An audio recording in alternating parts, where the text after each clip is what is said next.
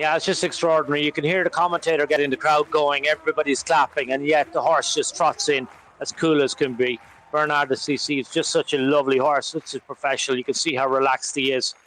Yeah, the stewards are there. They're to support the horses, support the athletes, and make sure that everybody's in the right place and looking out. They're an extra set of eyes that we really do appreciate. You can see this man is really cool now. He's got the bell. He's just going to take a minute or two, let his horse have a look around the place, and lovely. He just gives the horse a pat. He knows what's in front of him. Everybody's up on the hue and cry. We expect a good showing here. He's going to set down a good marker now. How brave is he going to be? He'll want to win this. He won't want to leave it behind. But how fast is he willing to go?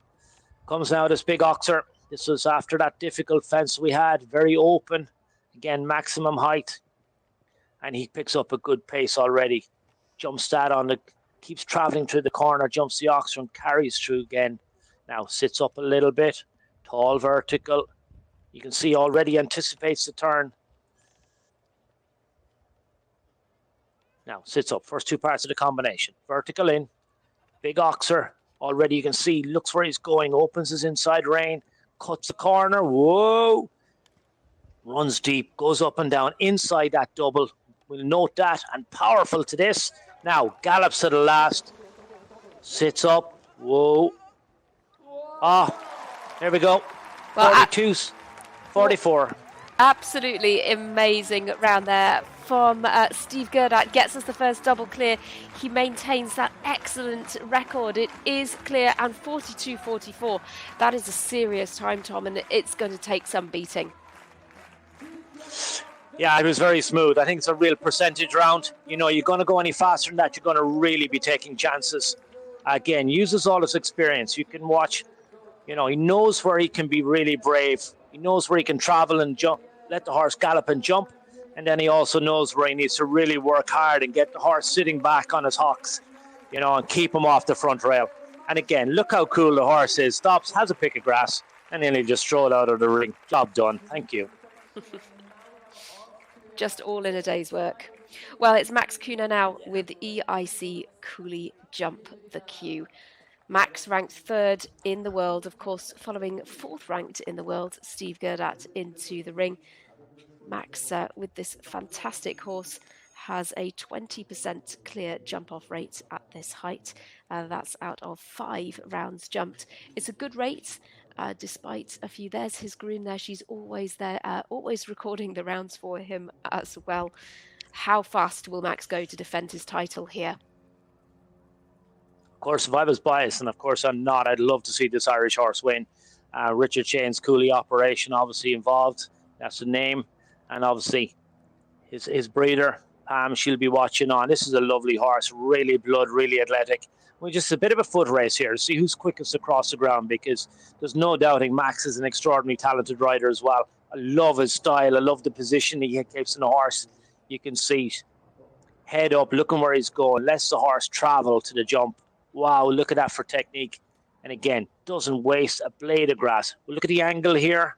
Wow. Whoa, and it cuts inside. He's just... Slightly slower, though. He's got to do something. Can he just keep coming to the last? Not sure he has enough. Needs to jump it. Well, he's just over a second slower than Steve Gerdat's time, but an amazing performance to get the double clear. I'm sure he'll be thrilled to keep all the fences up across both rounds with EIC Cooley Jump the Q. Goes into second place. The clock stops in 43.61 for Max Kühne, and Steve Gerdat still leads the way as the first rider out. Arguably just sticking to his plan, sticking to his line. We say that they've got the benefit of seeing the other riders go the later you are in the class, but sometimes just sticking to your own plan is also a good approach as well, Tom. Oh yeah, absolutely. I mean, these guys know exactly what they can do. It'll be interesting to see what Fernando does now. I'm sure he want to jump a clear round. It just goes to show how fast the Steve Gerdat is. You know, he's got in there. He doesn't look quick, but he just drops down so quickly after the fences. He moves off the back of the jump so smoothly. He was so brave early on, particularly for the first and the second fence. He just kept traveling, jumped it out of his rhythm, really moved up. So took all the chances he needed to take and was careful when he had to be. So Look, it's a big ask for these guys, but hey, they're in the jump off. Nothing to lose. It's in fact their You can go as fast as you can. first meter 60 jump off for Federico Fernandez. You could see Patricio Pascal, his Mexican teammate, there in the wings supporting him, and Romeo off to a quick start though. Got the pace. Yeah, he's giving it a go.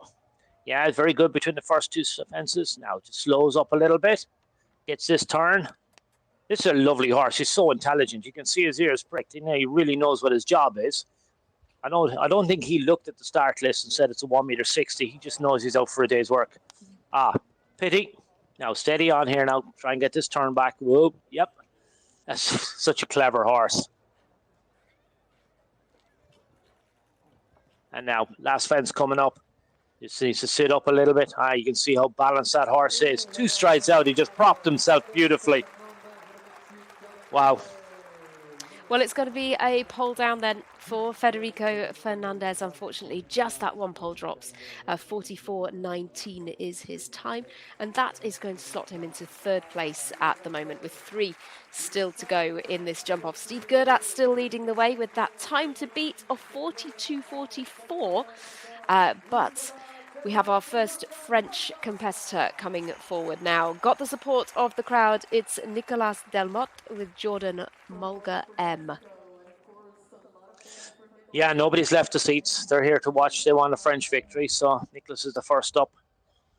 Lovely big jumping horse, this guy. Whether he's going to be quick enough across the ground, we're going to have to wait and see. But a really nice horse. He's only a 10-year-old. But this track might suit him. You know, he can really move across the first couple of lines. He covered the ground very, very easily, this guy. And he was a really good technique when we saw him in the first round. So let's see if he can find something special here now. He's definitely getting a good rhythm to the first.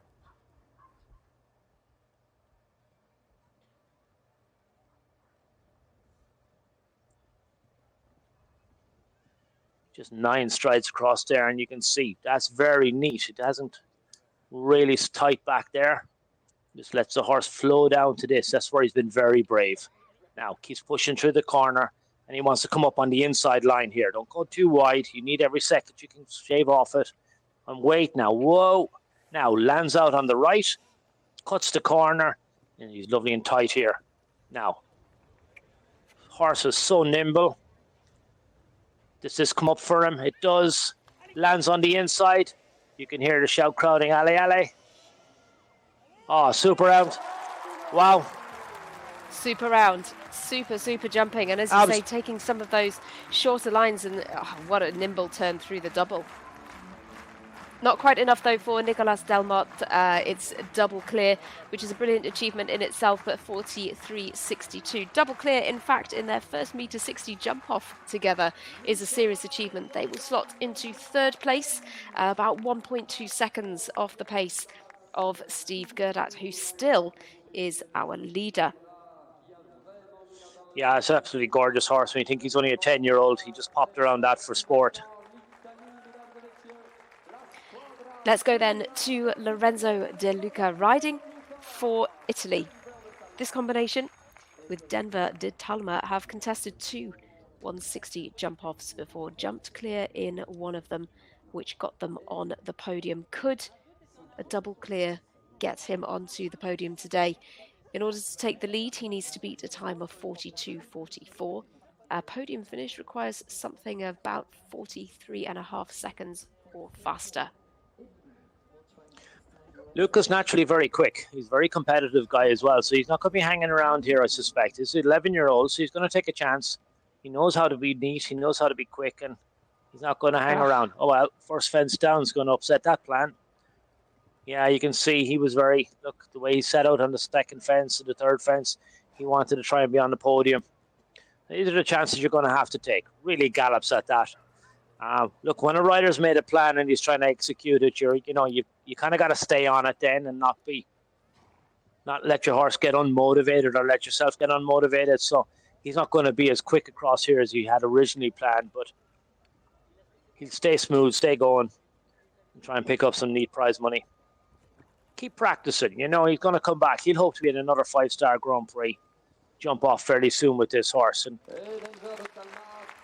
Yeah, absolutely. I'm sure it's a combination we'll see again in plenty of top-level competitions in the future. Sadly, though, that first fence goes for Lorenzo De Luca. 43.71 is the time on the clock. So he slots into 4th place. Just ahead of Yeah, I think Federico. this is a naturally quick horse. When you think he had the first fence down, so I suspect he would have tightened the screw a little bit more and would have gone a wee bit faster if he knew he was clear. So that was a good time. 42.44. He's a horse that's obviously quick across the ground. Now this is the one. This is the potential winner. He knows what he has to do. Can he take the chances? He knows how to go fast. Absolutely. Kevin Staut, always a rider who is super competitive. And with this being a competition held so close to home for Kevin, I'm sure he is going to give it his all. Beau de Laubry Z, 83% clear at this level. This could be the contender for the win if he can go faster than Steve Gerdat, 42.44 to beat. He's a bit braver here. This is where it is. Now he needs to keep coming here, how balanced his horse can be. Yeah, he's coming up nice on the inside to this. Okay. These are two of the finest exponents of jumping against the clock, these two gentlemen, Steve Gerdat and Kevin Staut. There's nothing between the two of them. Wow. Here we go. Oh, He's going to keep coming to the last. He has to. And listen to the cheers from the crowd. Wow, wow, wow. Steve Gerdat just has a little bit of a smile on his face there, but Kevin Staut came here with one thing in mind, and that was to take the win in Dinard, and does it so in fantastic style. 41.41. All in a day's work. He just is performing for the crowd as well, and what a popular result. He is your winner of this Rolex Grand Prix de la Ville de Dinard. Tom, that took some doing, but made it look easy in the end. He judged it to perfection, to be fair. He knew he went the same distance from the first and the second. He went down the 9-stride pattern, stayed on a similar line back across, but where he had the advantage was he knew that Steve had slowed up a little bit to jump that really tall vertical. Steve had given that as plenty of respect and then dropped back. Kevin said this is where he'd opened the door. That's where he took the chance. He kept coming across, probably left out a stride, if not two. He was that little bit quicker across that arena to that tall vertical at number 3. And then it was very similar on the way home. Similar right to the last, but he just got his nose in front on that third jump. And looks like wow, a great team effort there. Of course, it's always a fantastic team effort, but great to see Kevin's supporters there.